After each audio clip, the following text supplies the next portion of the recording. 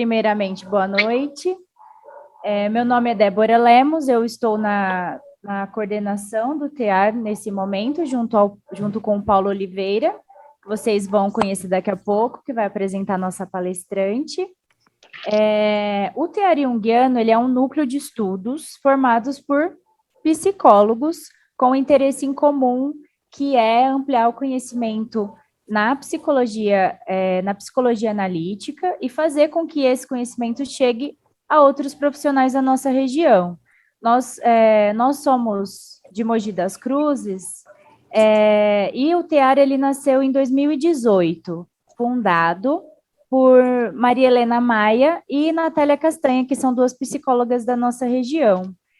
Então, o maior objetivo do TEAR desde o início, foi trazer a psicologia analítica para Mogi das Cruzes, porque o maior polo de estudos que a gente tem não fica na nossa região, né? Fica mais para São Paulo, e a gente tem esse intuito de trazer não só para profissionais, mas para que as pessoas conheçam a psicologia analítica, saibam que ela existe. Com isso, a gente desenvolve alguns trabalhos com bastante carinho, que é, por exemplo, a gente tem atenção à psicoterapia para estudantes de psicologia e também a supervisão para recém-formados de psicologia, aqui na nossa região.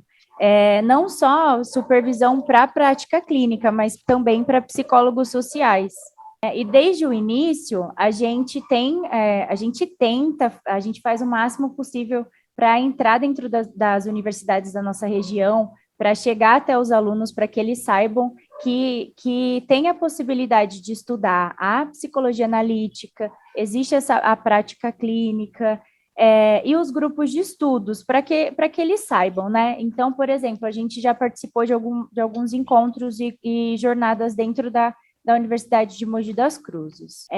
Nós temos como vivência, então, também de trabalho, o Café com Jung, que é vivência de grupos de estudos, que nesse momento a gente está pausado, só que a gente pretende voltar voltar presencial depois do meio do ano, no segundo semestre. Também temos o CineTear, que é discussão e análise de filmes a partir da psicologia analítica. E também nós fazemos o possível para sempre ter em nosso calendário, além dos grupos de estudos, também cursos de introdução à psicologia analítica, para as pessoas que querem ingressar nesse estudo, né? E também pessoas que vêm para nos conhecer. E com a pandemia, a gente passou a desenvolver os nossos trabalhos de forma remota. Então, por isso, né, estamos aqui nessa live.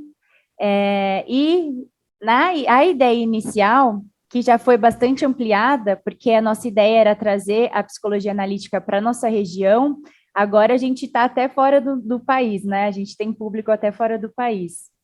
E para que tudo isso aconteça, nós temos um conselho, e esse conselho é formado por essas pessoas que vocês estão vendo. Aqui está para vocês a nossa programação de lives desse ano, então a gente já tem um cronograma das lives até o final do ano, para quem quiser conhecer e aprofundar o conhecimento dentro da psicologia analítica. Fiquem ligados nas nossas redes sociais. Nós estamos no Facebook, no Instagram, no WhatsApp, nós temos grupo também de troca de materiais no WhatsApp, e no YouTube vocês podem acompanhar as nossas lives. Muito obrigada. Bom, então vamos passar para a live com a professora Laura Vilares de Freitas. O tema da live é Hídrias, estratégias de sobrevivência e boa travessia em tempos difíceis. A professora Laura Vilares de Freitas é membro analista pela Sociedade Brasileira de Psicologia Analítica, que está afiliada à IAAP, é mestre e doutora em Psicologia Clínica pelo Instituto de Psicologia da Universidade de São Paulo, professora livre docente no Instituto de Psicologia da USP, coordenadora de grupos vivenciais, de supervisão e de estudos em Psicologia Analítica. Então, com a palavra, professora Laura. Boa noite, gente. Obrigada, Paulo, pela apresentação. Débora, achei muito interessante essa introdução ao TEAR, né? Eu acho que eu tinha ouvido na live do Antoine, e muito interessante o trabalho de vocês, né? Ver esse vigor, essa força numa região que é querida, né? E ver gente querida também aqui entre os participantes, gostoso, né? Bem gostoso. Eu agradeço muito o convite, a oportunidade de estar aqui, a liberdade que vocês deram, né, assim, para eu falar do tema que eu quisesse, e a presença de todo mundo.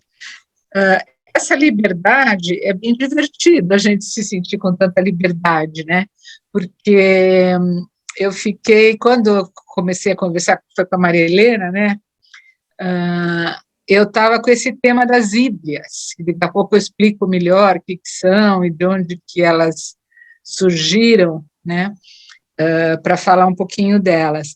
E então eu já propus, né, agora, eu acho que é um evento ainda nesse contexto que a gente está, né, que ainda bem que é online, porque eu acho que provavelmente a gente não iria conseguir se encontrar exatamente essas pessoas se fosse presencial, né? Então, esse fato de ser online traz algumas características e coisas interessantes, e acho que é um encontro feliz, né? Mas, por outro lado, também a gente está, assim, por causa de uma pandemia, né?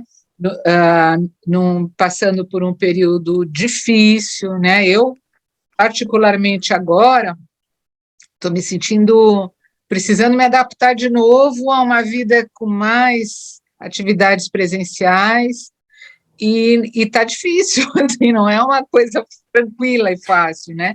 Foi a questão da adaptação à vida mais quarentenada, foi difícil, né? E, assim, tinha todo um esforço, a gente às vezes nem percebe, né? Eu, pelo menos, eu posso falar por mim, o quanto que a gente tem que se adaptar, né? Eu lembro que eu não conseguia escrever, não conseguia fazer coisas no começo, e agora eu estou sentindo isso também. Eu voltei a atender algumas pessoas presencialmente, voltei a algumas atividades lá na cidade universitária, pouquinho, né? Que eu estou fazendo bem menos coisa lá agora, mas é uma adaptação, não é uma volta. A gente usa o termo voltei, mas não é uma volta, né? A gente continua indo para frente, se adaptando, né? Então, tem situações de estranhamento, tem matação de saudade, tem alegria e comemoração, né, de estar vivo, né, de estar sobrevivendo, mas tem também perdas, dores, né, pessoas enlutadas. Então, é muita coisa, né? Tem cicatrizes, tem preocupação ainda com o futuro, né? Então, é um momento ainda muito peculiar. E quando eu fiquei pensando nisso, eu falei, bom, vamos fazer uma live, o que eu puder fazer, né? Que, que seja leve. Eu me preocupei um pouco com isso, para não ser muito teórica, muito pesada, né? Que marque bem uma presença, né? Quer dizer, eu quero estar presente hoje aqui, né? Assim, uma live para hoje, e que tenha interação, porque são pessoas queridas e porque eu gosto de interação e eu gosto de trabalhar com grupos também, né? Eu tenho todo um trabalho de análise individual, mas tenho um trabalho forte também com grupos, né? Então, eu pensei em uma maneira da gente conseguir alguma interação e convido vocês todos a participarem também. Eu vou propor um jeito de participação, já já, e vocês estão todos convidados e fiquem à vontade. E, além disso, tem o chat, né, que pode ser usado também para comentários, e quem que vai cuidar mais do chat é o Paulo e a Débora, é isso? Vocês podem me dar um toque se tiver alguma coisa, pode me interromper, né? Se tiver alguma coisa mais, sei lá, às vezes tem uma coisa que precisa ser no calor do momento, às vezes é uma coisa que deixa mais para o final, né? Vocês podem dar um toque, tá? Bom? Então é isso. Bom, Então, o que eu pensei foi realmente convidar vocês, e eu fiquei pensando, porque o que aconteceu? Com essa liberdade de tema e de fala, foi muito interessante, até estou vendo a Sandra aqui, né, Sandra? Porque o que aconteceu? Eu acabei indo revisitar anotações minhas de 2018. Por quê? Porque a partir de 2018 eu mergulhei para escrever uma tese de livre docência, que eu defendi em 2019, depois veio a pandemia, né? Então, tem algumas coisas que ficaram engavetadas, né? E foi muito gostoso e revisitar algumas coisas que eu tinha achado interessantes em 2018, que tinham me tocado. Eu falei, isso aqui eu podia elaborar um pouquinho mais para falar a respeito, né? Então, e aí veio tudo que veio e ficou engavetado. E agora eu senti que é uma oportunidade, né? E foi meio natural, assim, enquanto eu preparava o que eu ia falar hoje, eu ia revisitar aquelas coisas. E eu falei da Sandra, porque em 2018 eu fui para um congresso em Bogotá e a gente esteve bem junto lá, né, Sandra Sasaki? Então, foi mais ou menos naquele período que eu fui também, né, achar algumas coisas. Bom, agora, o título da minha fala ficou sendo assim, Hídrias, estratégias de sobrevivência e boa travessia em tempos difíceis, né? Os tempos difíceis, eu acho que tem essa questão da pandemia, né? Mas também, não, infelizmente, não são os únicos tempos difíceis nas vidas nossas, imagino. Então, cada um também pode sintonizar com experiências da pandemia ou com outras experiências, se quiser, né? Esse título, quando eu propus, foi assim, saiu assim, porque eu estava com o tema das hídrias, e agora, mais recentemente, quando eu fui pensar melhor no que eu ia dizer, eu falei, nossa, que horror de título, parece um manual, estratégias de sobrevivência, não parece um manual? Sobrevivência e boa travessia, né? Eu falei, quem disse que eu tenho coisas para dizer nesse sentido de um manual? Né? Faça assim, faça assado, né? Mas, enfim, depois que passou essa autocrítica, eu falei, não, mas não precisa ser um manual, mas existem estratégias possíveis, né? Existem coisas de que a gente lançou mão, né? Eu vou falar mais da pandemia, mas vale para tempos difíceis, né? A pandemia talvez seja uma coisa bem coletiva, né, e com algumas coisas em comum, né, uma necessidade de distanciamento físico, de pouca mobilidade, uma preocupação com saúde, com alguns cuidados, né, então, e medo, e nesse país também uma preocupação política, né, uma certa gestão complicada, enfim. Então, esses são os nossos tempos bem difíceis ainda, né. E o meu convite, gente, eu espero que vocês topem, é o seguinte, o Paulo já sabe, né, Paulo? Acho que a Débora também. Como é bastante gente, nesse momento, depois quem quiser falar vai poder falar também, mas nesse momento, o que eu pensei foi a gente usar um recurso, porque esses 2 anos eu aprendi muito recurso online, né? E um recurso que é o da gente fazer uma nuvem de palavras. Então, eu queria pedir para cada um que está aqui, se possível, enviar uma ou 2 palavras. Primeiro, não é enviar, primeiro, assim, sintonizar com as suas estratégias de sobrevivência e boa travessia em tempos difíceis, tá? Assim, deixa ver o que te ocorre, o que para você foi legal, foi bom, foi útil, né, para esses tempos difíceis, né? Pode ser o que te ocorrer, pode ser naturezas diferentes, né? Não sei se eu vou dar um exemplo, acho que não, porque condiciona um pouco, mas alguém tem alguma dúvida? Ocorre 2 palavras para cada um, 1, 2 palavras ou 3? Tudo bem? Vai ser anônimo, quer dizer, não precisa ninguém se identificar, quem quiser depois falar, fala, quem não quiser, não fala.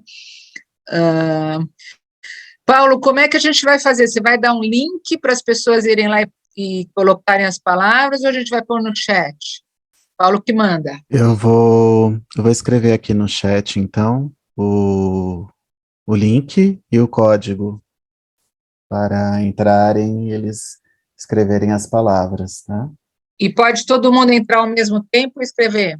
Pode. Tá. Então, você está pondo no chat um link, que aí é só clicar ali, é isso? Isso, no Mente, né? www.mente.com. Não é clicar, é copiar e colar, né? No meu, pelo menos, isso não é sim. clicável, é copiar e colar, né? Sim. O código, eles digitarão o código e em seguida digitar as palavras. Tá. Tudo bem, gente? Tem alguma dúvida? Se tiver, eu já vou tomar a dianteira, porque eu sou meio embananada às vezes com essas coisas. Embora eu tenha aprendido muita coisa, isso, Marcelo, quem não conseguir entrar no link, pode pôr no chat, que aí o Paulo e a Débora recuperam, é isso? É isso? Vocês dão uma olhada no chat se alguém está Isso. pondo. Eu Né? posso. Dá Pode. para eu colar lá as palavras das pessoas que colocarem aqui? Pode? Acho que você pode entrar e copiar lá, né? Quem tiver no celular vai ser mais difícil. A gente que está no Então, computador é mais fácil de entrar. Mas eu vou tentar, então, colocar as palavras que aparecerem aqui. Vamos ver se dá. também não precisa ser super urgente. Pode ir pondo, eu vou falar um pouquinho mais.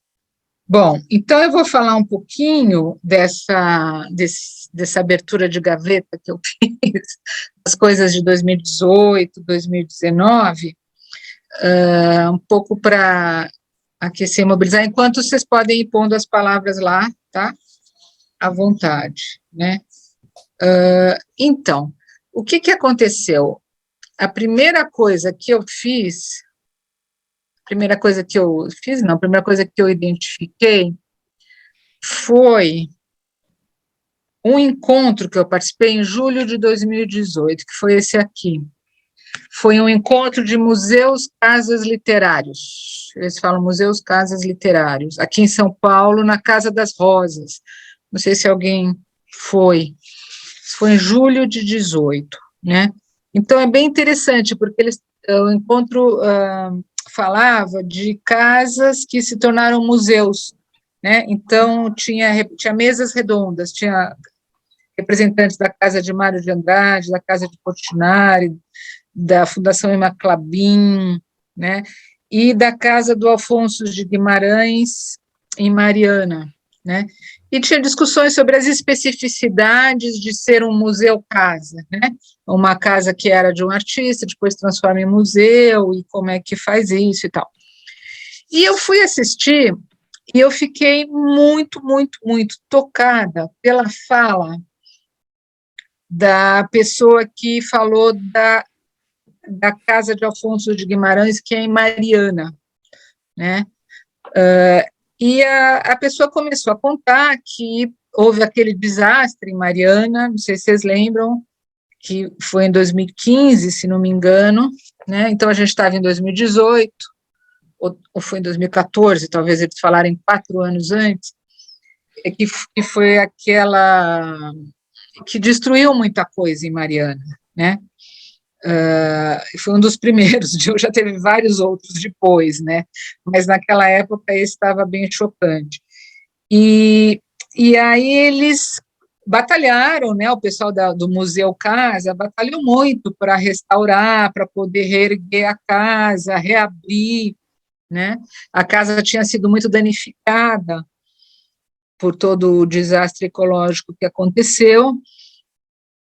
E aí ela estava contando, a pessoa de lá, estava contando como a coisa atrasou, foi difícil, a verba, o prazo, não sei o quê, atrasou, e na hora que estava prevista a abertura do museu, eles não tinham feito a reforma ainda, né?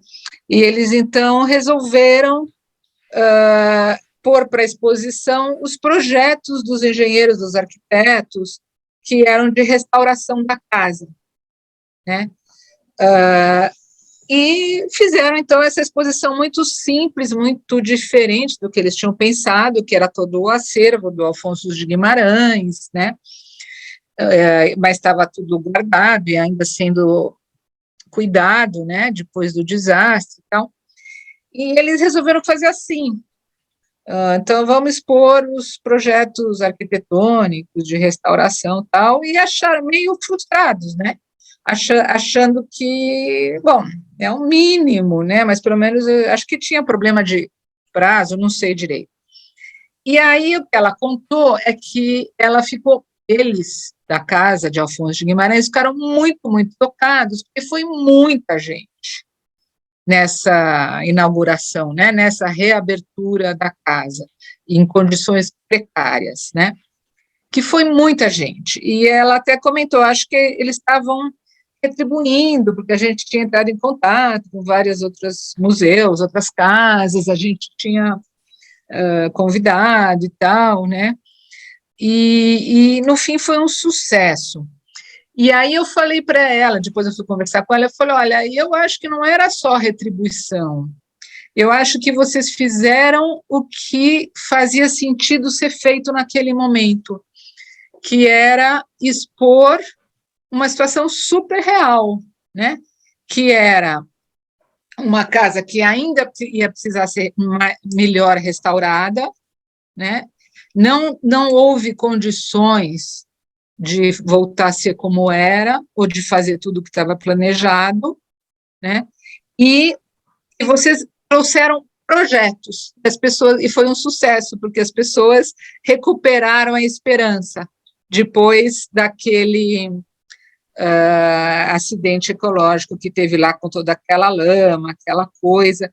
E foi engraçado porque eu fiquei tocada quando ela tinha contado, por causa disso, que eu sintonizei com a esperança, né, de um projeto, de ter um projeto, né, de ter um futuro, de ter esperança, né, e aí eu fiquei pensando, então isso foi um, não sei se foi um fim de semana em São Paulo, acho que foi um sábado, domingo, não sei, mas em 2018, que eu fui lá, na Casa das Rosas, que é uma instituição aqui na Avenida Paulista, que tem essas mesas redondas, e tive essa emoção, eu estou trazendo para vocês, assim, emoção, de esperança, né?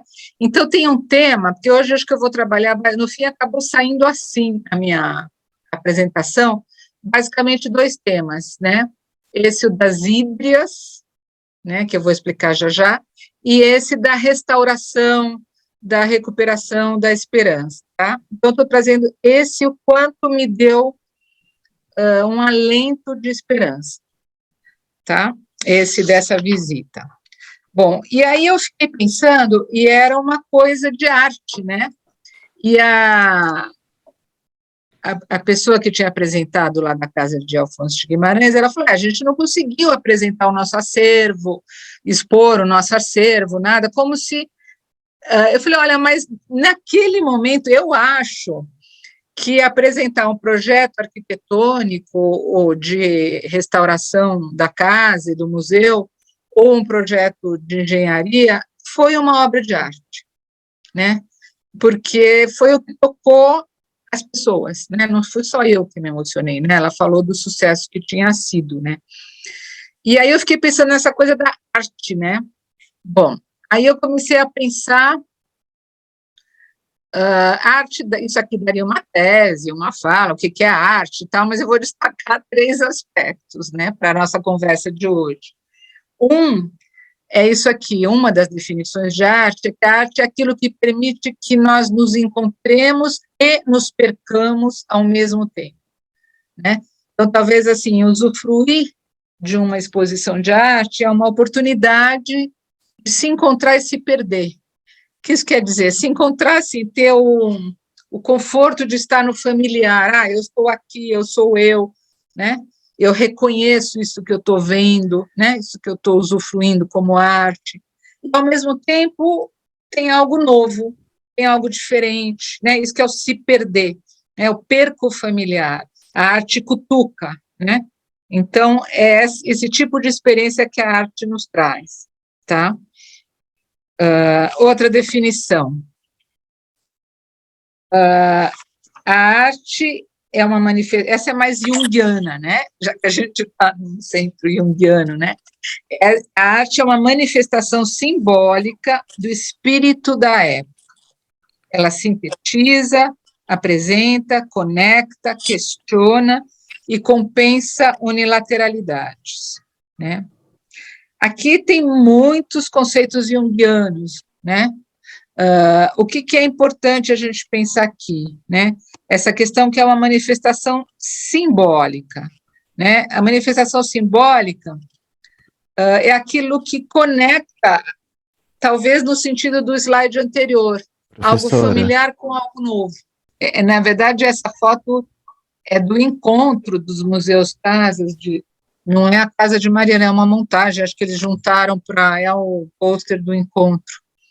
Super simpático. Bom, mas era para eu falar com essa imagem, né? Mas vocês entenderam, né? Eu falei, né? Vocês ouviram, né? Suas palavras foram super claras, Laura. Está carregando. Então, aqui a arte que permite que a gente se encontre e se perca, que é bem legal, né? Essa experiência na vida é bem importante, se encontrar e se perder ao mesmo tempo, né? É uma experiência simbólica isso, né? Então, o que é a arte? Então, 3 definições, entre aspas, que não é uma tese, não é um estudo sobre arte, mas coisas que vão ser úteis para nós agora. Tá? Ela permite que a gente se encontre e se perca simultaneamente. Mas não vai prosseguir, né? Eu tenho que marcar aqui, né? É mais simbólico que isso, Laura? Você falando da arte que a gente se encontra e se perca, e todo esse acontecido com a tecnologia aqui agora, a gente se perdeu, né? E a gente se encontrou, foi demonstrado ao vivo e em cores o que você está falando. Ponto. Que legal, obrigada, Marilena. Então, agora, se cada slide acontecer isso, já pensou? Mas foi uma boa leitura, né, do momento, é isso mesmo. Então, aí isso é a visão que nos interessa, porque eu vou falar de arte. As hídrias, na verdade, a gente tem que considerar uma obra de arte, né? Então, que é a arte? Essa é a visão junguiana, né? Ele manifesta o espírito da época. O que quer dizer manifestação simbólica, né? É aquilo, é o que permite a gente estar no familiar, estar no novo, se encontrar e se perder, conecta a consciência com o inconsciente, fala do espírito da época, né? Porque o símbolo ele é sempre contextualizado no aqui e agora.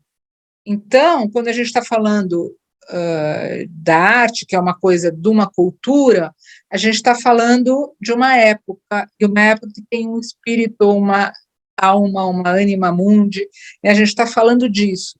Então, uma obra de arte, o que ela faz? Ela sintetiza, a obra de arte é sempre uma expressão sintética, né? Ela expressa muita coisa, ela apresenta, conecta, ela cutuca, questiona, né? Questiona naquele sentido do que faz a gente se perder, né? Para depois tentar se encontrar, e ela compensa unilateralidades também, né? Porque a nossa consciência tende a ficar só com um aspecto, um lado das coisas, mas as coisas não são assim, né? Unilaterais. Então, a arte é um dispositivo, eu não gosto dessa palavra dispositivo, mas é o que está me ocorrendo, é um dispositivo que nos faz... ele, inclusive, às vezes faz coexistirem as polaridades e, às vezes, permite uma integração se chega num terceiro ponto, e, às vezes, é uma alternância, mas a gente não consegue ficar numa posição só unilateral radical, né?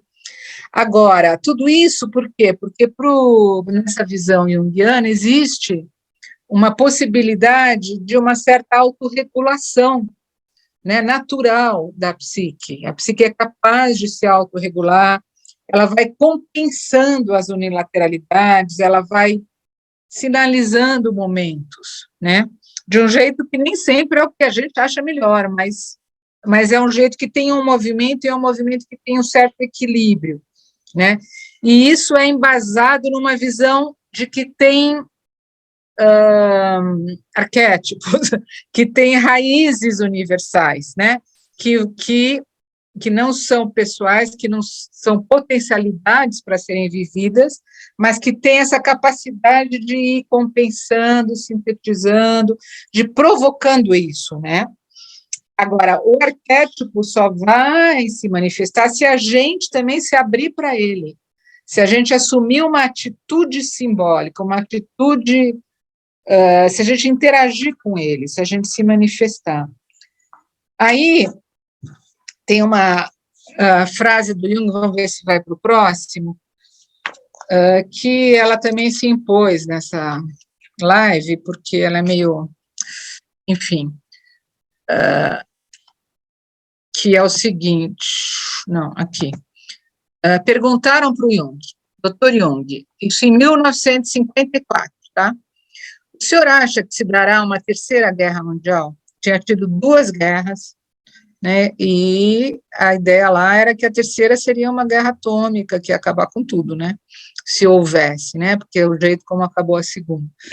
A resposta do Jung eu acho muito interessante, eu tenho, tem ficado presente em mim essa resposta. Ele disse assim: eu penso que depende do número de pessoas capazes de suportar a tensão dos opostos dentro delas mesmas.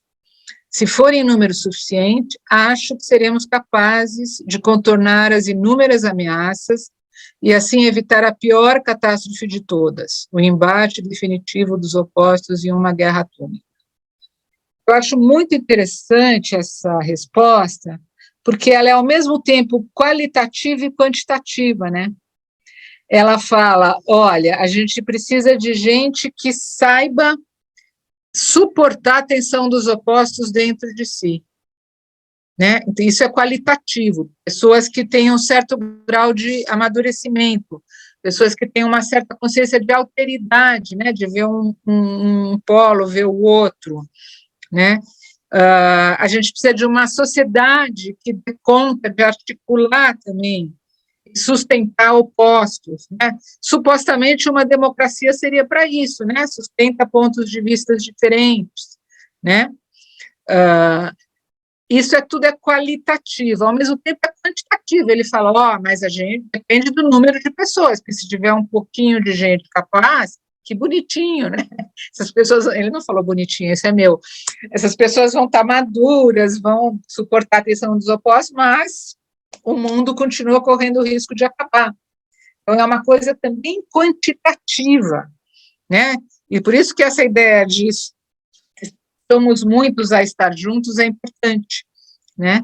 Então, isso é uma visão junguiana, quer dizer, eu me sinto trabalhando para isso, né? Para a gente ser capaz, em diferentes instâncias, de suportar tensões de opostos, né? E de ir tentando lidar com isso. Bom, última definição da arte, essa é uma que eu gosto, que eu vi uma vez numa Bienal. Diz assim, a arte é aquilo que torna a vida mais importante do que a arte.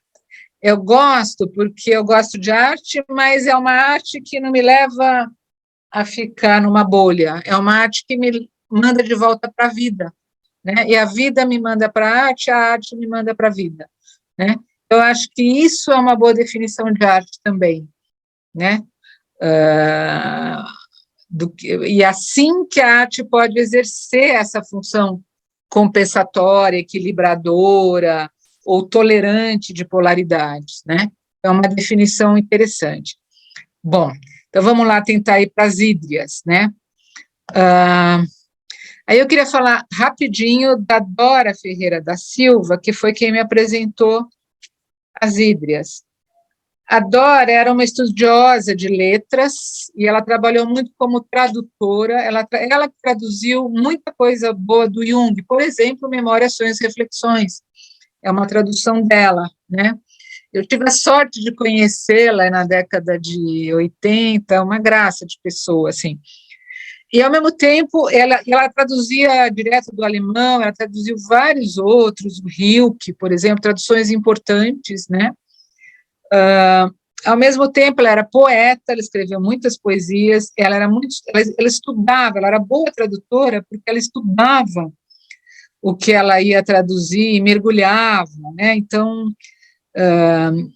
isso é uma outra conversa, né? O trabalho do tradutor. E aí ela se encantou com as ideias do Jung, quando ela traduziu o Jung, e começou a fazer aqui em São Paulo grupos de estudos sobre Jung, né? Então ela era uma estudiosa. E ela escreveu alguns poemas muito inspirados na visão junguiana, né?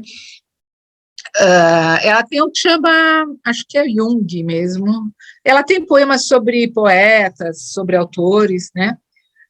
E ela tem um poema que eu quero destacar hoje, que se chama As Formas Prisioneiras.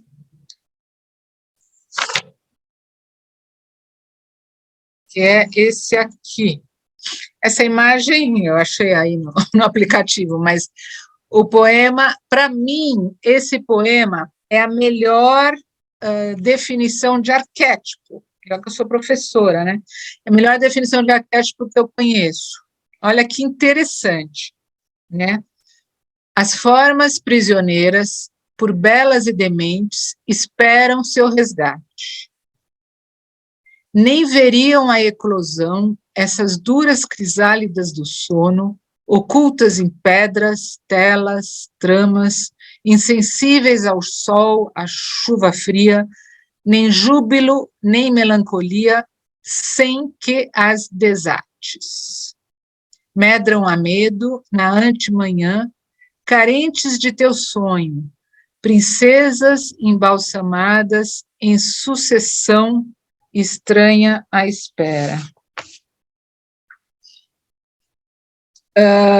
Eu não sei se para vocês faz sentido, né? Por que eu tomo esse poema como uma definição de arquétipo, né? E uma definição que eu acho muito interessante. Que a gente tende um pouco a idealizar o arquétipo, né? Ou a romantizar o arquétipo, ou a de pôr lá longe o arquétipo, e já que o arquétipo embasa tudo, então a gente depende dele.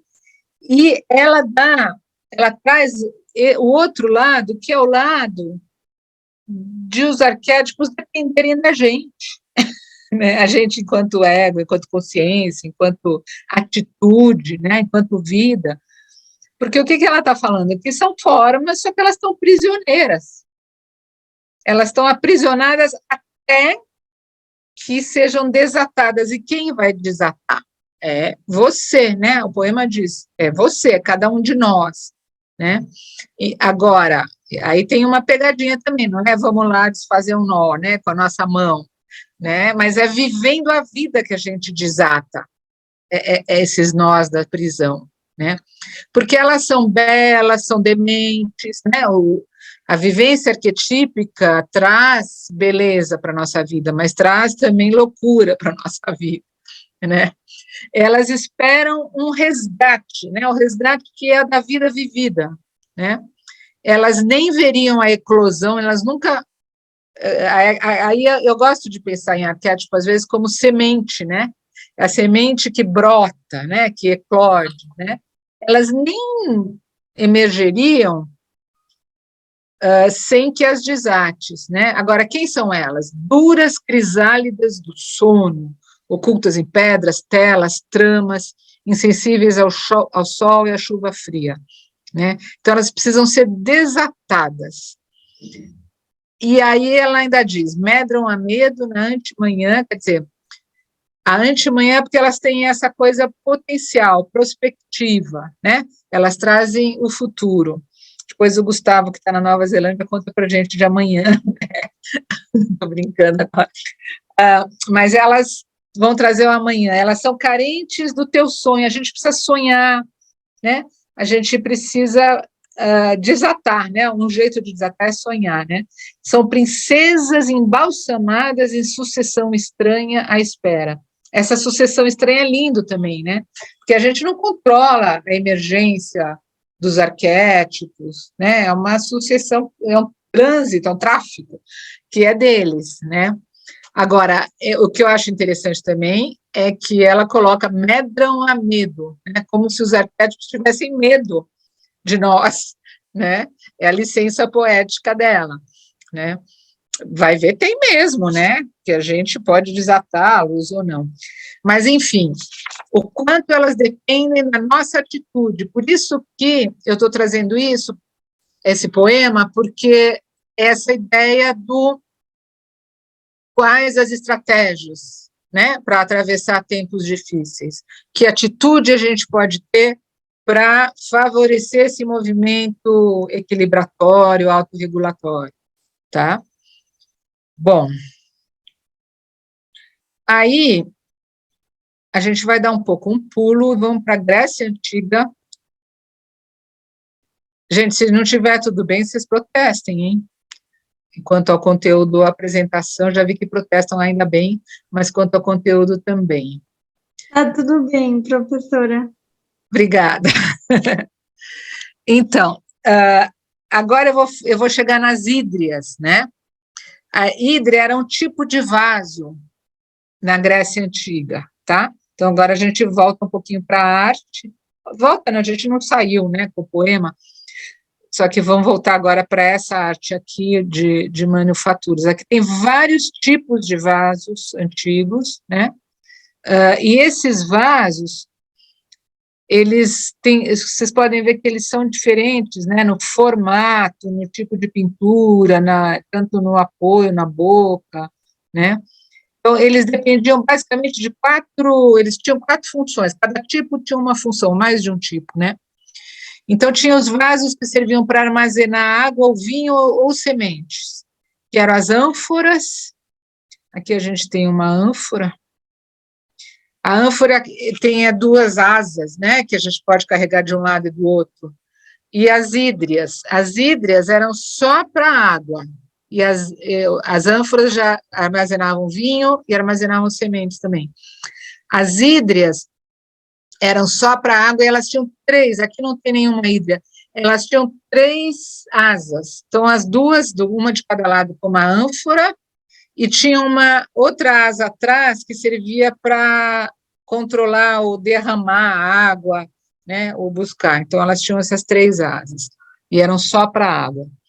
Depois tinha os outros, só para a gente ampliar um pouco o nosso skill, eu pelo menos aprendi, eu não conhecia tanto, né, porque além de armazenar, elas também serviam para festividades, que era a cratera. A cratera já era um vaso enorme, onde eles misturavam água e vinho e levavam para festas, ou para seminários, simpósios, os gregos falavam, e misturava água e vinho, só que a cratera era tão grande que não dava para você tomar nela. Então, tinha a enóqua, que era como se fosse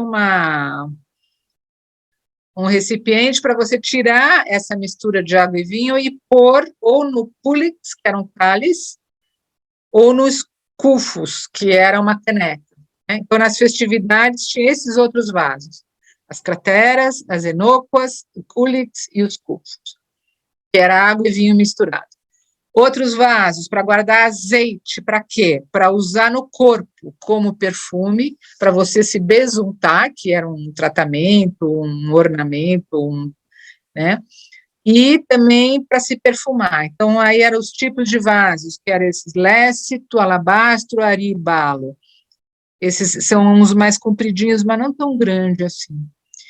E o quarto tipo, eram em rituais. Então, tinha o lutróforo, que era a noiva, antes do casamento, tomava um banho ali, e a água era levada nesse vaso, né? E tinha o lécito, que era um vaso onde se levava oferendas para os mortos, né? Às vezes azeite também. Então, só para a gente conhecer um pouco a diversidade dos vasos, tá? E Outra característica é o destaque às pinturas. As hídrias, por exemplo, as hídrias eram recipientes para as mulheres carregar água. Então, eram pinturas de cenas femininas, cenas do cotidiano, cenas femininas. Bom, aí o que fez a nossa amiga Dora Ferreira da Silva? Ela escreveu um livro que se chama Hídrias. Aqui é a capa do livro, editora Odisseus. Esse livro foi editado em 2004. É isso? Acho que é. Eu estou com o livro aqui. Bom, depois eu vejo. E ela enfatiza muito primeiro ela vai descrever o que são as hídrias. Para ser sincera, eu procurei, né, na internet imagens de hídrias e achei umas hídrias um pouco diferentes das que ela falou, inclusive, mas enfim, o livro dela, que foi o que me inspirou, o que ela fala? Ela fala, é 2004 o livro, ela diz que as hídrias eram vasos de cerâmica que na Grécia Antiga destinavam-se a conter e transportar água. Isso já sabíamos, né?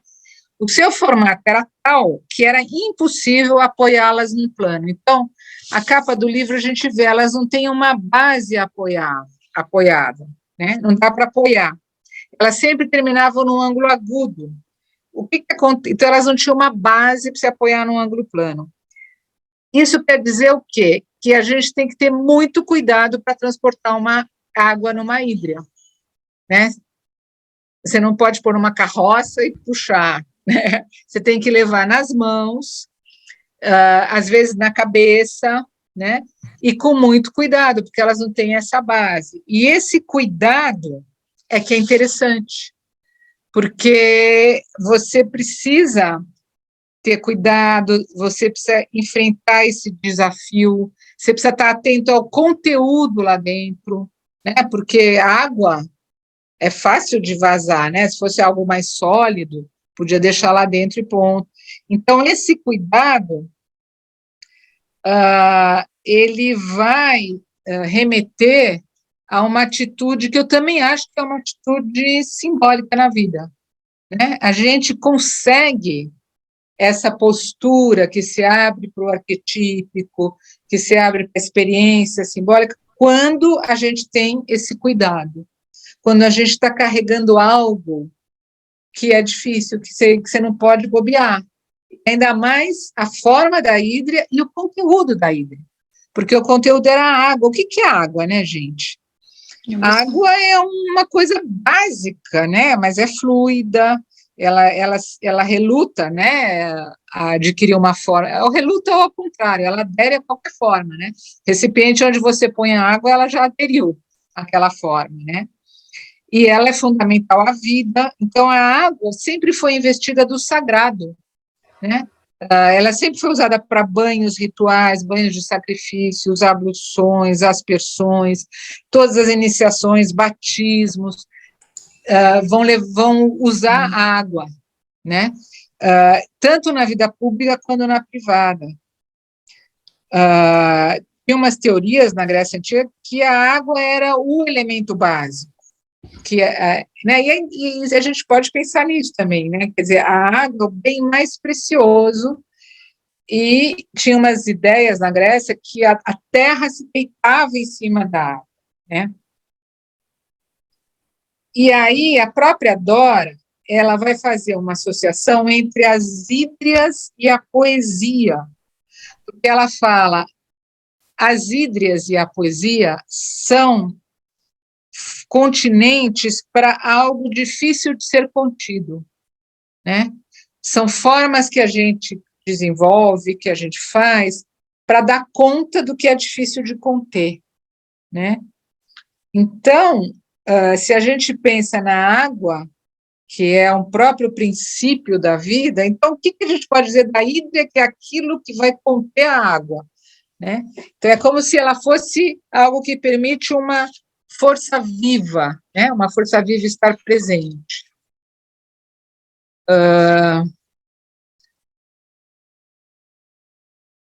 E aí, a Dora, o que ela faz nesse livro? São poesias sobre deusas gregas, né?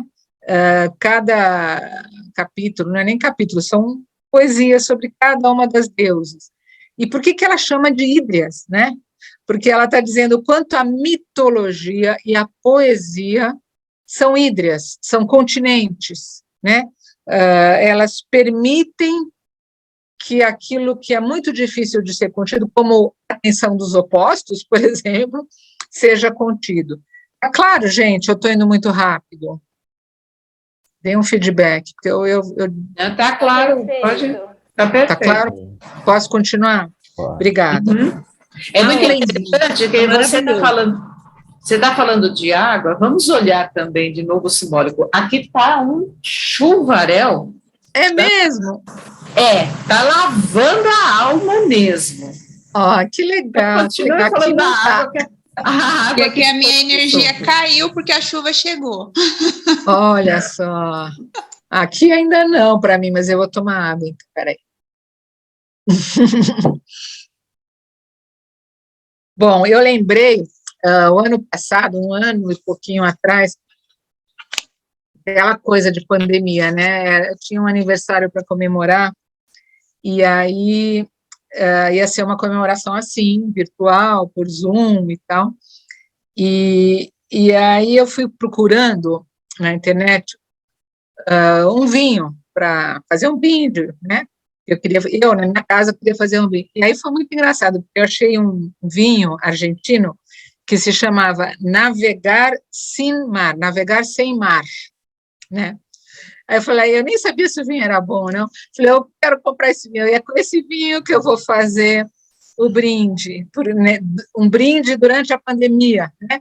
Que é brindar numa tela, quer dizer, não tem um mar, né? Tanta coisa que falta, né? Mas foi muito interessante. Aí eu lembrei do Guimarães Rosa, quando ele fala que todo abismo é navegável num barquinho de papel, né? Então, a gente está um pouco nesse território, né, dessas imagens que vão dando continência para coisas muito difíceis de serem contidas, ou porque são muito delicadas, ou porque trazem muitas contradições, ou porque o contexto está muito difícil, né? Então, é disso que a gente está falando, né? E aí as poesias, as hídrias, às vezes um vinho, uma navegação sem mar, né? São coisas que permitem, né? E basicamente a arte, né, gente? Bom, aí, só aqui que eu escrevi aqui do lado da capa do livro, eu transcrevi, né? Tanto minha palavra foi calada, isso é uma das poesias, né? Está numa delas, na Síbila. Há tanto minha palavra foi calada, os deuses recuavam, mas os poetas mantiveram-me viva. O mais ínfimo deu-me de beber, e em sua hídria refresquei meu rosto, né? Então, é um trechinho de uma poesia que está dentro desse livro, que fala como o poeta e a hídria permitem que a palavra não seja calada, que os deuses não vão embora, tá? Eu estou trazendo essas imagens, né, gente? Agora, cadê o Paulo? A nuvem de palavras a gente já tem, agora eu tinha pensado em a gente dar uma olhada na nuvem de palavras. Sim. Sim, olha, apareceu uma imagem que não é de uma hídria, mas é quase, porque tem pé, né? Ela tem base, mas é quase, legal.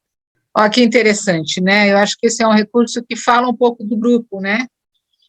O que a gente vê? A nuvem de palavras põe em letras maiores o que foi mais destacado, talvez repetido, né? Uhum. Então, o que está na frente aqui é a espiritualidade, né? Espiritualidade como uma hídria, né? Uma hídria que ajudou a travessia nos tempos difíceis, né? A natureza, literatura, eu vou do centro para o ao redor, tá? Amigos, medo, reflexão, compaixão, trabalho, ressonância, confiança, religião, riso, escrever, estudos, união familiar, confiança, fiando com, Confiança no sentido de fiar com amor, transformação, eros, raça, reflexão, resguardo, fé, silêncio, chorar, família, palhaçaria, paciência, imaginação, dança, artes, solitude, suporte, escrita, relações, sintonia, yoga, centrar, música, simplicidade, amigos, grupo de estudos virtuais, emancipação, profundidade, meditação, aquarela, autoconhecimento, psicoterapia, informação de qualidade, voltar para mim mesma. Muito legal, né, gente? Se a gente pensar recursos, vocês estão vendo? Vocês fizeram a palestra, o manual que eu tinha prometido. O manual está aí. Estratégias de sobrevivência para tempos difíceis, né? Está aí, é isso mesmo. Muito legal, muito legal. Obrigada pela participação de todo mundo. Eu tinha pensado aí em duas coisas, que a gente, né, trabalhando com psicologia, a gente tem que lidar, eu não gosto muito de fazer essa divisão, mas eu acabo fazendo, com duas naturezas de situações, né? Uma são de coisas que vêm se desenvolvendo naturalmente, né? E que cabe a gente atentar, cuidar, acolher, respeitar, proteger, né? Todo mundo está vendo? Vocês estão vendo? Eu pus umas imagens muito simples, mas assim, às vezes são processos muito naturais, né? Então é um modelo mais vegetal ou um modelo de uma gestação, né? Por exemplo, eu pus as duas imagens aí, que aí, o que é sustentar uma hídria nesses modelos, né? É a delicadeza, porque sempre a hídria precisa de uma certa delicadeza, né?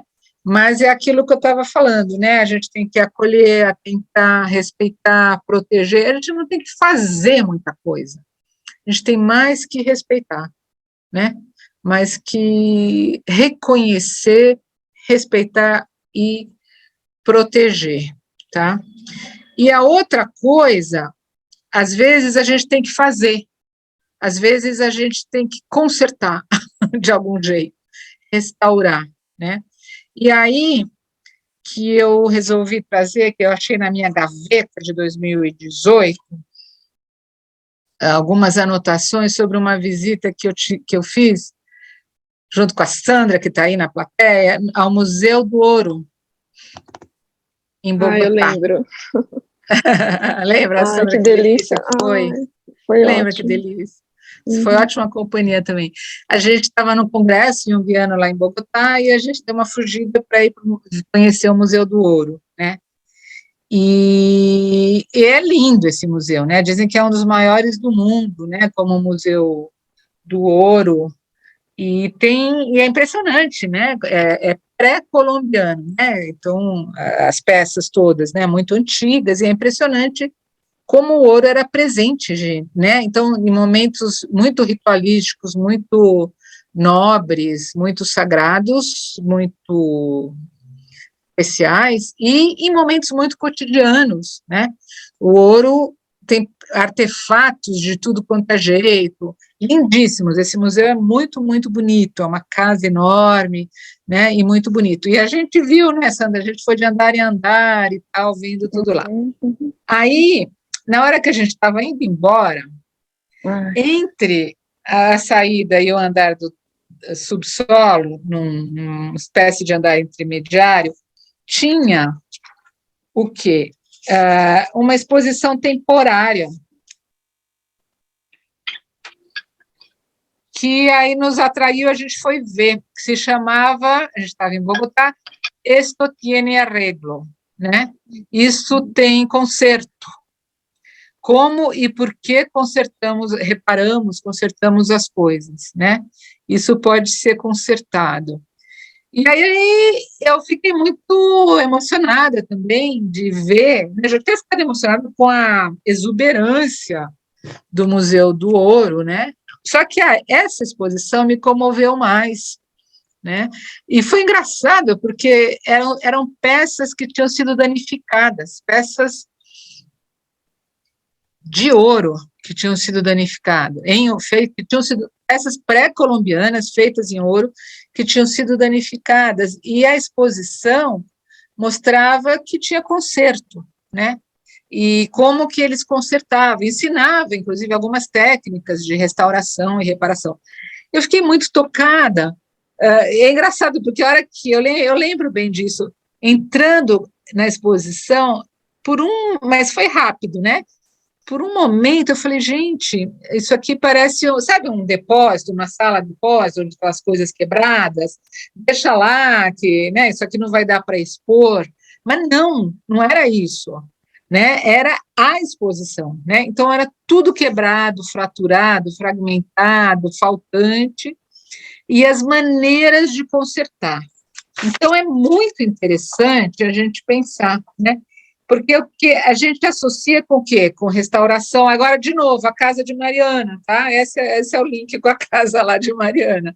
A restauração, né? A possibilidade de esperança, né? A cicatrização, né? A reconstrução, a reforma, o conserto, né? A gente se apoiar na esperança. Então, essa exposição trazia isso, né? Eu achei muito interessante. Eu sou toda desajeitada, mas eu comecei a ler lá na exposição sobre formas de restauração, de reparação, né? A gente aprendia um pouco. E aí a gente lembra também, e isso aqui todo mundo deve conhecer, que acabou ficando famoso, que é aquela técnica que não estava nessa exposição, tá? Isso é uma associação que eu fiz. Tem duas técnicas de restauração que são importantes. Uma é japonesa, não sei se eu vou falar certo, que é Kintsugi ou Kintsukuroi, que é aquela técnica que, no Japão, parece que foi a partir de uma xícara não, como é que fala, chave, né, para a cerimônia do chá, que se quebrou, que aí eles foram reparar, e repararam com ouro, né? E aí se criou uma técnica, né, que tem esse nome. E essa técnica surgiu no Japão e foi para a China, Vietnã, Coreia. E o que ela faz? Ela usa o pó de ouro com lacre, resina, ou às vezes até o ouro puro, ou uns grampos também de ouro, para consertar o que se quebrou, né? E com isso, a gente podia jogar fora, né? Gente, eu estava preparando essa fala semana passada, minha geladeira quebrou, eu fiquei enlouquecida, porque eu tive que comprar outra geladeira, né? Essa relação com os objetos que a gente tem, que tudo é descartável, né?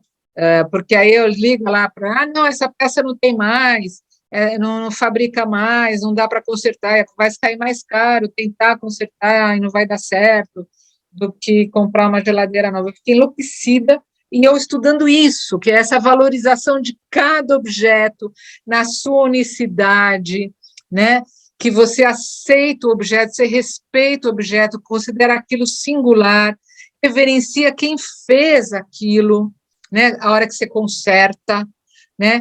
Você convive mais com o objeto, porque você não vai jogar fora, você vai consertar, né, e conviver mais, e provavelmente esse objeto vai viver mais do que você. Então, você com isso se relaciona com uma coisa de uma como é que fala isso? Efemeridade da vida, né? E o objeto vive mais, né? E o que ele significa, né? E essa visão de que o bonito é o imperfeito, é o impermanente, é o incompleto, né? Essa visão, o quanto isso faz falta para a gente, né? Essa coisa de tem que ter o ideal, o certo, o bonito, né? Enfim, isso é uma técnica. A outra é da ortopedia, né? Que é uma coisa natural, porque essa aqui, a japonesa, é uma técnica de restauração técnica, né? Que se aprende, se faz. E essa aqui, a remodelagem óssea, é natural, o próprio corpo, que a gente poderia quase que pôr junto com a gestação, né? E com o modelo vegetal, mas é que, na verdade, houve um problema, né? Quando se fratura um osso, por exemplo, o próprio corpo ele vai criar como se fosse um calo temporário, né? Que não é de osso, não é de cartilagem, são capilares, fibroblastos, que é uma proteção que fica ao redor daquele pedaço enquanto o osso está se cicatrizando, né? Então, o corpo, olha que sabedoria, né? Ele cria essa proteção, esse calo temporário, a cicatrização pode se dar, e depois esse calo é reabsorvido. Olha que bonito, né? Natural do nosso corpo. Bom, então essas são técnicas. Vamos voltar um pouquinho para as pré-colombianas, só para a gente ter uma ideia também, né? O que acontece é que restaurar não é só uma questão técnica, a gente está falando também de questões simbólicas, né? De gestos, de valorização, né? Da história de uma pessoa, da história de uma sociedade. Por exemplo, eles falavam lá de uma coroa que tinha uma coroa de ouro, mas que tinha quebrado um pedaço, né? Aí, a hora que você restaura essa coroa, o que acontece? Você vai restaurar para que o sucessor possa usar. E, simbolicamente, você está dizendo, olha, é a coroa, mas é o poder, é a linhagem, é a autoridade que está passando, está no objeto, né? Então, a restauração, na verdade, assim, o objeto restaurado acaba tendo mais valor do que um objeto novo nesse sentido, tá certo? Embora ele tenha uma cicatriz, ele tenha uma marca de que aconteceu algo ali, que fraturou, que perdeu, né? E se restaurava nessas sociedades pré-colombianas tudo. Então, objetos de prestígio, objetos sagrados, coisas do cotidiano, recipientes, utensílios, tudo, tudo, tudo. E essa restauração, ela tem a ver com uma cosmovisão, com a política, com a economia de uma sociedade. Porque quando você está decidindo como vai ser a restauração, não é uma questão só técnica, mas vai depender dos princípios éticos e estéticos, né? A maneira de restaurar. Então, vamos ver algumas maneiras. Aqui, ó, a gente tem uma reparação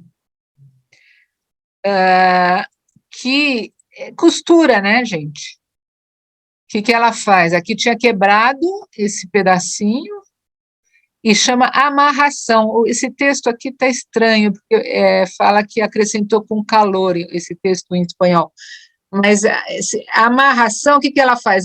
Faz um furinho de um lado, faz um furinho do outro lado e passa um elemento que vai costurar. É basicamente um costurar, né? E aí tinha técnicas para o tamanho dos furos e para o material que era usado nessa costura. Então, é interessante a gente pensar na técnica lá do Japão, que era uma cerâmica, mas que a fratura era preenchida com ouro. O ouro, o elemento nobre que vai valorizar a restauração. E aqui é o contrário, é um objeto de ouro que vai ser restaurado, às vezes com sisal, com alguma coisa assim, né? Então, sempre tem as polaridades também, né? Na própria restauração, né? Outra coisa, acrescentar calor, né? Então, se tem um objeto que tem uma lacuna, fragmentação, fissura, fratura, muitas vezes se punha um metal fundido, né, para preencher ali onde tivesse a fragmentação, a fratura, e era com o calor, né, era fundido, né, aí era uma tentativa de uniformizar a aparência, isso era possível, né. Outra técnica, objetos de cerâmica, o que eles faziam? Põe mais cerâmica, mais massa, mais argila, né, e com o instrumento ou o calor das mãos iam preenchendo. Outra técnica, às vezes em joias que eles faziam para o nariz, né, aqueles adereços ou para as orelhas, às vezes eles tinham um molde com cera, e aí punha-se o ouro fundido, e às vezes o ouro não chegava lá, né? Então ficava faltando, ficava um buraquinho, ficava faltando. O que eles faziam às vezes? Às vezes eles martelavam aquela região como para pegar o ouro, distribuir o ouro da região vizinha como uma fio, ou às vezes eles punham em gotinhas o material fundido. Aqui a gente tem, isso aqui é do catálogo da exposição que eu trouxe lá e guardei na minha gaveta desde 2018. Então a gente vai ver aqui algumas coisas. Olha, aqui tem a costura, né, a amarração. Aqui eu acho que tinha quebrado aqui, acho que teve a fundição, aqui também tem a amarração, aqui tinha uma falha que eles puxaram do vizinho. Cada um é uma forma de, olha esse catálogo, que bonito, cada um é uma forma de restauração, né? Então, eu fico pensando que em tempos difíceis, a gente tem que cuidar do modelo vegetal, né, do reconhecer, acolher, respeitar, proteger, e às vezes a gente tem que intervir, né, para amarrar, às vezes tem que martelar para distribuir, para dar certo, né, para não ficar uma coisa rota. Aqui, por exemplo, não sei, dá para ver o meu cursor? Dá, né? Tá vendo aqui, olha, esses aqui romperam, né? Esses dedos aqui. Então, como que a gente vai fazer? Então, são intervenções fortes, né? Diferentes de outras, né? Tem duas citações que têm a ver com literatura, com poesia, mas eu vou esperar aqui, vou deixar para finalizar, porque eu ouvi vocês um pouco, não sei se tem alguma coisa no chat, não sei como é que ressoa isso, fez sentido, não fez? Quero ouvir um pouco. Ficou muito estranho, uma viagem muito pessoal minha, ou fez sentido? Ô, Laura. Fala, Carlos. Eu não sabia, né? Você pediu aquele jogo de palavras antes de falar sobre a restauração, e eu coloquei duas palavras lá que eu queria compartilhar com vocês também, né? Porque eu coloquei, porque quando você fala de restauração, a gente pode, digamos assim, complementar não só a restauração fazendo, mas também aquele sentido do que foi quebrado. Tem um quebrado ali, né? Então, quando eu coloquei a palavra emancipação, quando eu pus essa palavra, eu coloquei bem assim, né? Eu pensei, romper com os códigos, com códigos rígidos, né? Romper o código que nos impedem de ousar, né? de fazer diferente, e ampliar essa capacidade de se fazer diferente, né? E aí parece que encaixou tudo que você falou dessa restauração, né? Do que foi quebrado, que teve uma ação que a gente talvez a nossa consciência nem consiga, né, captar, mas que foi reconstruído, foi feito esse concerto, né? Porque eu achei muito interessante, né? Eu pensei naquilo antes de você falar e veio muito certinho, legal. veio contando bem nesse sentido. Que sintonia, né? E está sendo ainda, de certa forma, estamos tentando, né? E a vida inteira é isso, né? A gente quebra e desquebra, e remenda e restaura, né? E às vezes protege, né? O nascem. Mas que legal essa sua explicação da emancipação, né? Como uma ampliação, uma transformação, né? Porque é isso. Muito interessante. Pensando na travessia difícil, né? O quanto que estamos... Primeiro, nós nos quebramos inteiro em 2020, né? Em 2020, acho que todos achavam que era uma coisa de 1 mês, 2 meses, e a coisa foi se prolongando e foi se, né, quebrando mais e mais.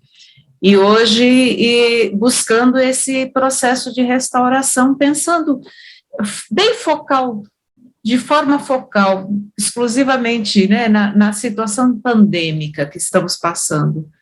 estamos em plena restauração, né? Quando você fala, agora eu preciso aprender a sair de casa, né? Quer dizer, eu estou interpretando assim, mas porque é uma coisa muito presente em muita gente, em mim, inclusive, né? Eu aprendi a ficar em casa, agora eu tenho que aprender a sair de casa. Como fazer isso? Que postura buscar, né? E que atitude tomar? Porque daí não é uma coisa só vegetal, é uma coisa que você precisa ter uma atitude, né? Sim. Só que não voltaremos mais igual, né? Porque daí você sai na rua, uso máscara, não uso máscara, saio, em que ponto que eu me exponho, em que ponto que eu não me exponho, né?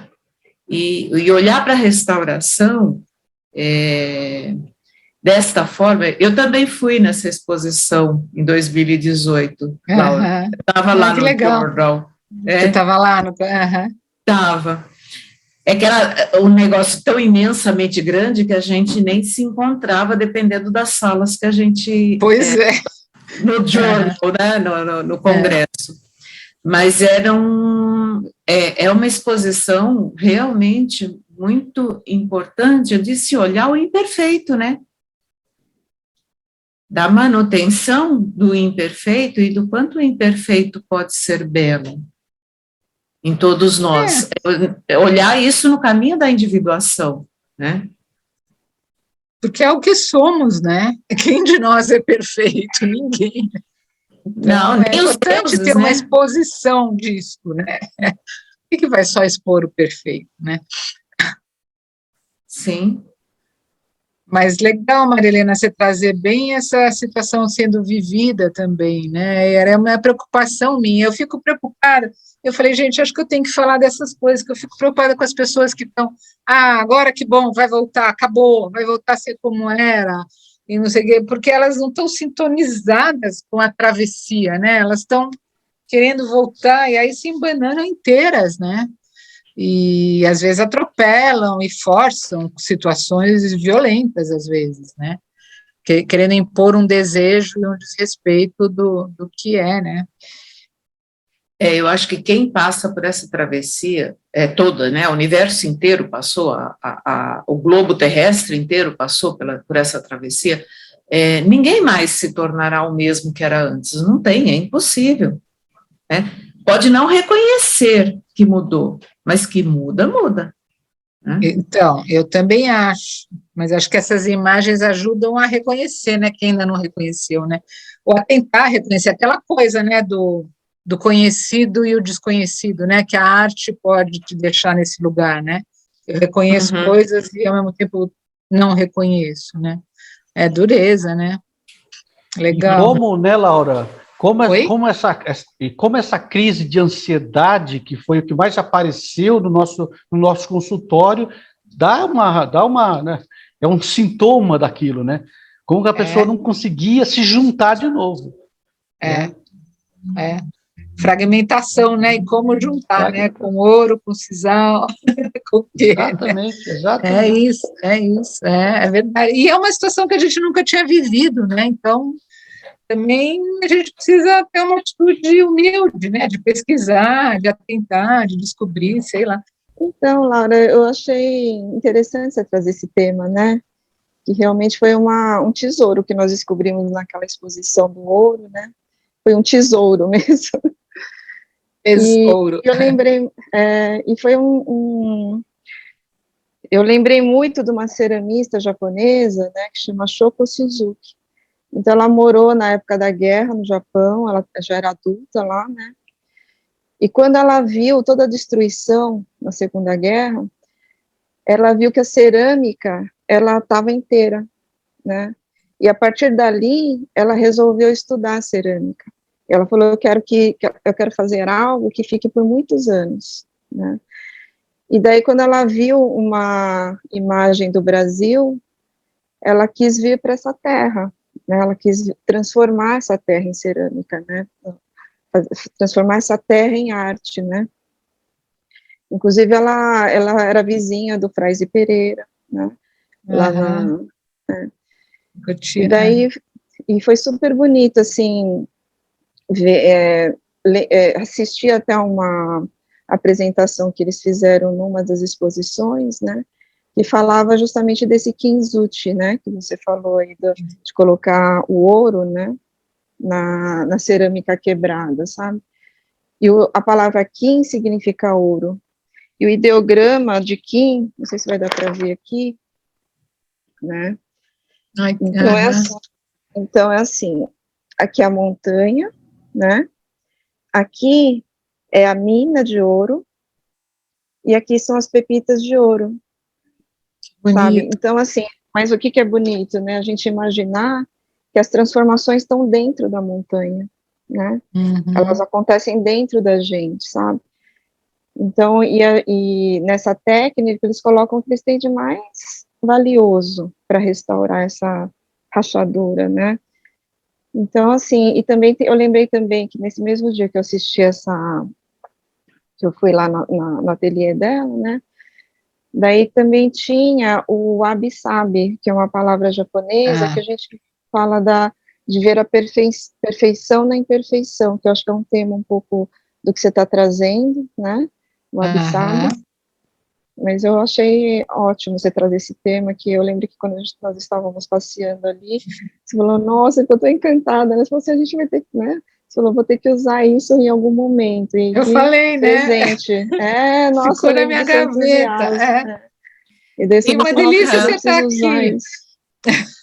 Que honra vocês trazerem isso para cá, né? Então, olha, vi Maria Helena, Antoine, né, pessoas que são filhos da Laura, praticamente, que a gente se conheceu na USP, né, Maria Helena? Laura.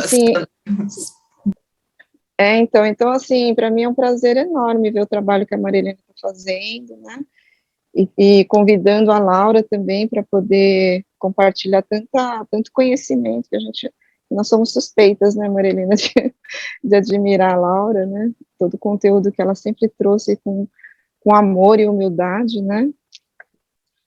Então, para mim é um prazer enorme, assim, estar recebendo, né, toda essa elaboração da Laura em relação à pandemia e trazendo justamente uma vivência que nós tivemos juntas em Bogotá, né. Nós passeamos bastante, né, mas também vivemos esses momentos, assim, que foi impagável, né, Laura? Acho que traz muita vida.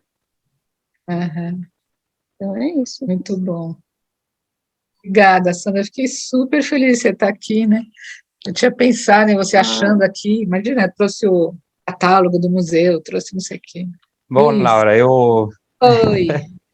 Oi, em primeiro lugar, né, assim, agradeço pela sua viagem pessoal, né, porque eu acho que é uma viagem, mas não é uma viagem desconexa, né, e eu acho que fez muito sentido também, e eu falava, né, sobre a experiência que eu tinha com as suas aulas, né, com as suas falas como algo, eu usava essa expressão, né, eu falava que é algo que embalava, né, a gente, e eu sentia muita falta, né, dessa experiência, então foi muito gostoso ter também de novo, né, a oportunidade de te ouvir e sentir, né, dessa maneira.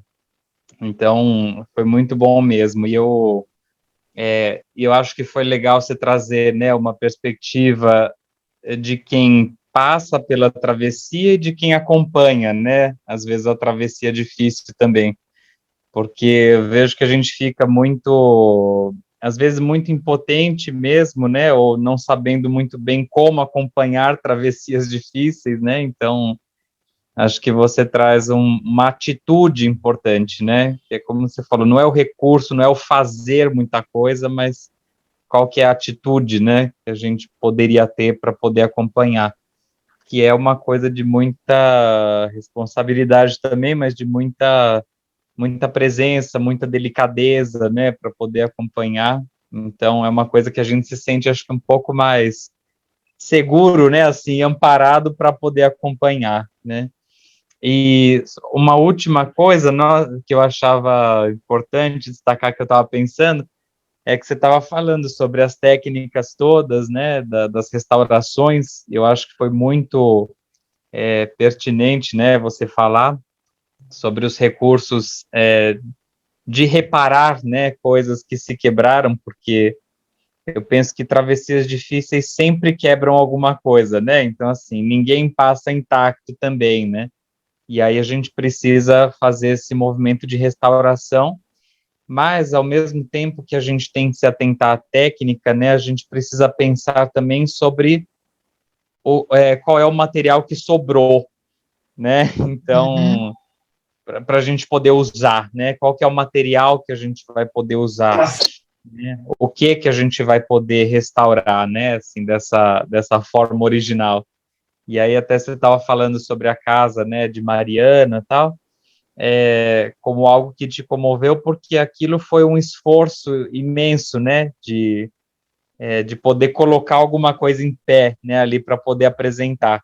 Então eu penso que a questão também passa por isso, né, do que a gente pode utilizar depois que a gente passa por essa travessia, né, então, ou que está passando, né, o que sobrou, que material que a gente vai ter para utilizar e construir alguma coisa, né? Então, eu ressaltaria essa perspectiva também. Mas te agradeço muito, foi muito gostoso te ouvir de novo, estar com você. Obrigada, Luiz, gostoso te ver mesmo. Você estava falando, eu estava pensando num arquétipo que é tão básico para trabalho junguiano, que é do curador ferido, né? Você falou de quem cuida, quem tem para restaurar e quem cuida, né? É básico, né? É muito básico. E isso que você falou agora do material é interessante também. A coisa fala por si, né? A experiência de Mariana foi isso, o material fala por si. Nessas horas, nessas travessias, a gente acha que tem que saber, tem que fazer, tem que prever, tem que planejar, mas a situação fala por si, né? A gente corre atrás, na verdade, a gente mais reconhece, não é? A gente mais reconhece do que planeja, né? E é um belo mérito isso, né? E aí, a prática, a experiência vai dando a confirmação, né? Tá. Cristiane, estou um pouco preocupada com o tempo. Fala, Oi, Cristiane. Laura, tudo bom? Oi, tudo bom? Oi, agora que eu te vi. Eu não sabia que Cristiane que era, agora que eu sei, tudo bem? Tudo bom, Laura, não podia perder. Queria agradecer essa palestra. Eu acho que você conseguiu falar de coisas tão difíceis, de um jeito suave, de um jeito leve. Cada um trouxe aí um ponto importante que se abordou, né, dessa travessia, da travessia individual. Mas eu fiquei pensando, Laura, na questão não também qualitativa, mas principalmente da quantitativa. Sim. Fiquei pensando nessa época que a gente está agora, nessa questão de aguentar a tensão, os opostos, e a pandemia não foi numa cultura, não foi num país, e sim foi a nível mundial. Fiquei pensando nessa questão do homem-natureza, não sei, me fez ir viajar por essa questão da importância de, sim, a gente ter essa travessia individual, talvez para ajudar uma travessia ainda maior, né? Uma coisa... Então, para mim, esse ponto ficou bastante forte, assim, a nível de reflexão. Essa questão dos opostos, da tensão, desse momento, né? É muito atual o Jung falar sobre essa questão de uma guerra, e uma guerra vir depois de uma pandemia. Como será que a gente está passando essa travessia? Né? Fiquei pensando em nível coletivo, assim, fiquei pensando nisso. Se em nível individual já está sendo tão difícil, né? E que a arte nos salva de alguma maneira. Então, queria compartilhar com você que isso, para mim, realmente ainda me pôs para pensar em outras questões. Muito legal, Cris, legal te ver aqui, que gostoso. Muito legal que você falou e muito pertinente. Eu acho, quer dizer, porque, gente, esse desafio tecnológico, né, dessas coisas, tudo, por que eu, pelo menos, me disponho? Eu acho assim, a gente tem que multiplicar essa postura, sabe? Então, se cada um de nós aqui puder fazer alguma coisa e multiplique, e aí o outro, eu acho que o quantitativo, né, que você destacou, que está no Jung, eu acho que cabe a cada, e isso nos torna potentes, né? Eu acho que cada um tem o que fazer nessa situação atual, e não é pouco, né? E cada um na sua área, do seu jeito, na sua linguagem, nas suas artes, na sua capacidade de restaurar, né? Mas está mais do que na hora da gente agir, porque é realmente quantitativo também, né? É qualitativo e quantitativo. Então, legal isso. Você ter vindo, você, né? A gente outro dia estava numa banca, agora está aqui, né? Assim, legal, a gente vai multiplicando, né? E falando, e eu não sei, eu acho que é isso, né? E fazendo, o que o Luiz falou, foi uma viagem pessoal, foi mesmo, eu juntei experiências de 2018, 2019, né? Mas, assim, tentar compartilhar, dar sentido, né, que atinja outros com as viagens pessoais, né, também, eu acho. Cada um tem a sua linguagem, o seu recurso, né? Eu acho que a gente está numa época muito importante, muito, muito difícil e muito importante. Plena travessia, não tem nada de voltou, de não sei o quê, plena travessia, né? Mas legal. A gente tem agora o Gustavo e o Antoine, de mão levantada. Eu queria só agradecer a você, Laura, adorei o jeito com que você desenvolveu a proposta, foi muito interessante, mexe com a sensibilidade, mexeu com a minha sensibilidade, mexeu com a minha possibilidade de imaginar e de extrapolar o assunto para além da, vamos dizer assim, uma discussão teórica, o que eu achei muito legal. Então, nesse sentido, eu acho que esse estranhamento propiciou, apesar das dificuldades, essa aprendizagem. Então, eu quero agradecer você por essa oportunidade de fazer mais uma vez essa reflexão. Oi, eu sei que o nosso tempo já estourou, eu vou procurar ser breve. Laura, que poética a sua fala. Você vem com uma simplicidade que, como eu te conheço já há algum tempo, né, já não me engano mais, né? Laura vem com uma simplicidade, uma coisa tão singela, de repente está ali tocando a gente. Então, você trouxe poesia, a sua fala é poética, e quando você...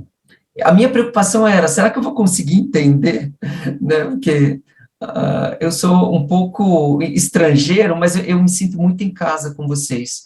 E aqui a palavra que fica para mim, e que é a imagem que você traz do receptáculo, não é? Os gregos usavam receptáculo, era o azeite, a água e todo o cuidado, e também a questão do restauro.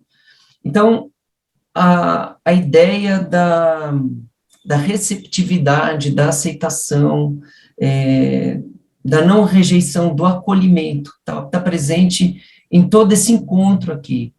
E quando a gente fala em pandemia e desafios, acolhimento também é a palavra que vem como guia para mim, porque a pandemia foi um susto, né? O que nós poderíamos fazer em relação a isso? Você olha para aquilo e fala, bom, não há o que fazer, eu vou acolher, né? E vem todo um aprendizado. Se não fosse a pandemia, nós não estaríamos conectados aqui online, né? Quem é que conhecia o Zoom, que também teve um desenvolvimento por conta da pandemia? Elisângela aqui conosco, eu revendo Sandra, conheci também por conta desse mundo tecnológico, Alessandra, né? É o acolhimento. Aí vem a guerra. O que a guerra nos ensina? O que eu posso fazer em relação àquilo? Aí a gente vê todo aquele exemplo de solidariedade, né?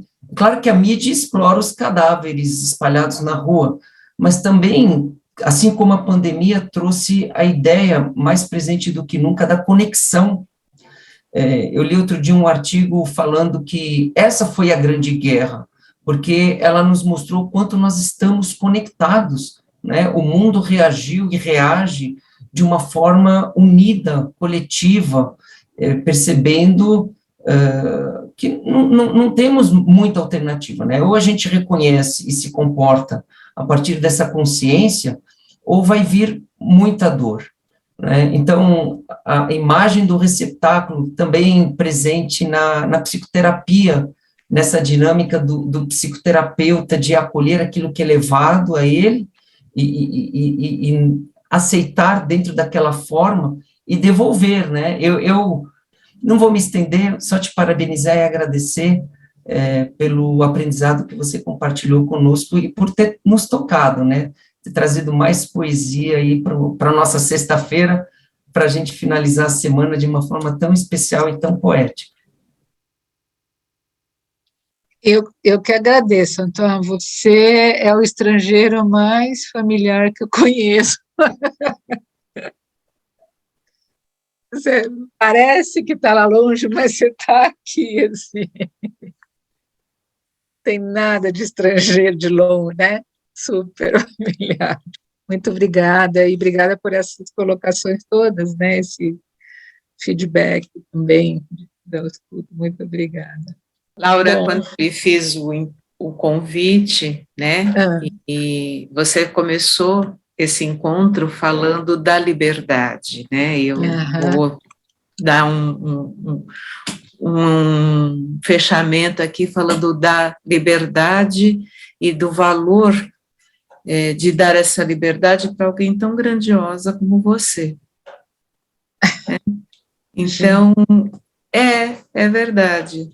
Você está trazendo aqui um assunto muito pertinente para nossas dores e nossas alegrias, né? Porque eu estava pensando no ouro que você trouxe da exposição lá do Museu de Bogotá, e na frase da Elisângela, né? Se não fosse online, né? E acho que é uma frase muito presente em todos nós, mesmo aqueles que, como nós, moramos em São Paulo, Elisângela, né? Se não fosse online, aconteceu muita coisa. Então, nós pudemos tirar ouro do barro nesse período de travessia de pandemia, né? Olhando para Mariana, né? Para o desastre de Mariana, o ouro ele vem do barro, né? Então, nós pudemos tirar o ouro do barro. Então, você veio muito atualizada e muito conectada com esse momento nosso. Acho que, assim, só temos... vou me atrever a falar pelo TEAR, Paulo e Débora, te peço permissão para os dois coordenadores, né? Porque eu tenho um amor muito, muito carinhoso com a Laura, porque a Laura é alguém que sempre recebe muita gente, né? E poder receber você, para mim, é uma honra. Fazer o lado oposto, né? Você que já me recebeu tanto, poder receber você é uma honra tremenda. Muito obrigada, tá? Em nome de todo o TEAR.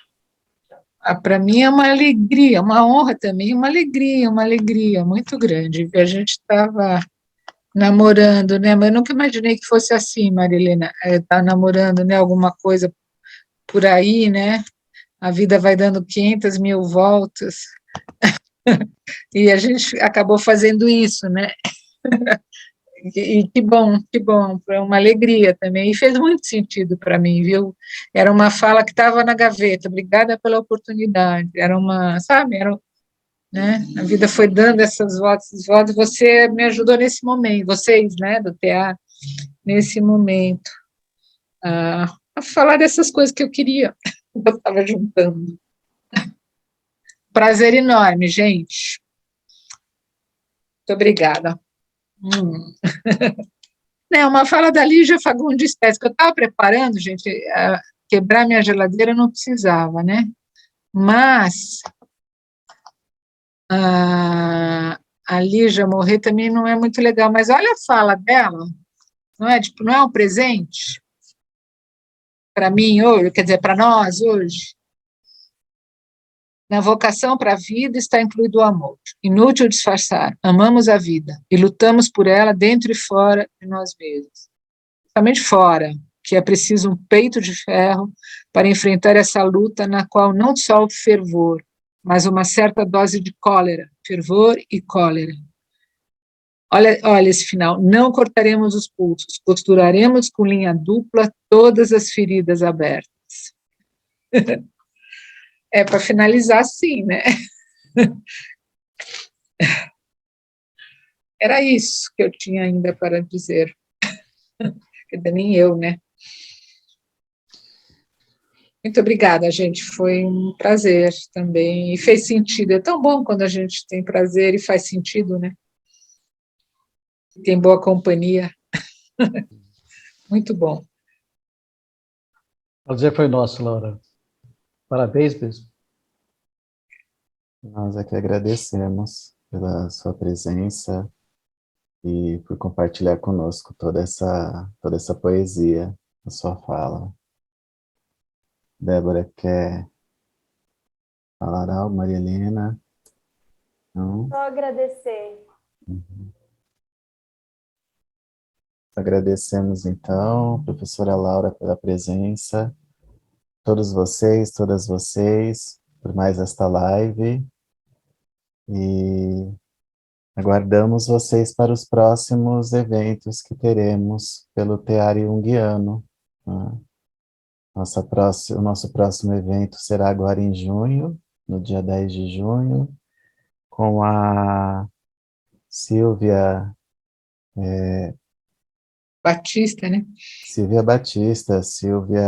Batista que vai comentar, vai falar sobre o arquétipo do caminho, Gilgamesh e Parsifal de mãos dadas. Então, no dia 10 de junho, também, sexta-feira, às 19h30, tá?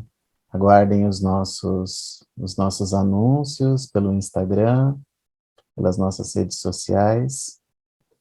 Esta nossa live de hoje será em breve editada e colocada no nosso canal do YouTube, então aguardem esse nosso momento. Tá? Temos um grupo de WhatsApp, conforme a Débora nos disse. Então, quem tiver interesse e está naquele grupo da live, é só entrar em contato conosco para acrescentarmos ao grupão do TEAR, de trocas de materiais. E, no mais, agradecemos, então, mais uma vez, um bom final de semana, um resto de sexta-feira, e até o nosso próximo encontro. Até lá. Muito obrigada. Beijos. Beijos.